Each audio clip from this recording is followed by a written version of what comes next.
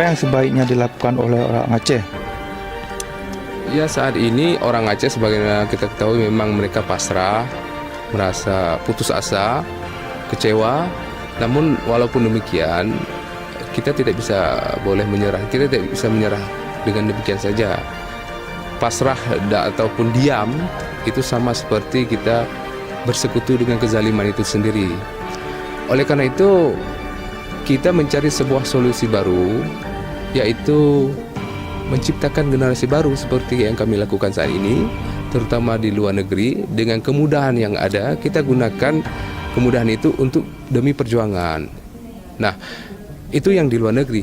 Kalau di dalam negeri, termasuk di Aceh, sampaikan kesadaran mereka bahwa mereka orang Aceh.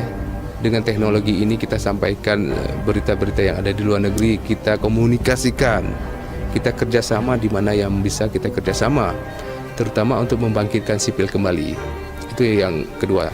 Dan yang terakhir, kita bisa memanfaatkan anak muda di Aceh supaya bergerak seperti tahun 98 dahulu, yaitu ketika civil society di sana sangat kuat. Nah, sekarang generasi telah bertukar. Oleh karena itu, kita tetap bekerjasama, membuat kerjasama dengan mereka.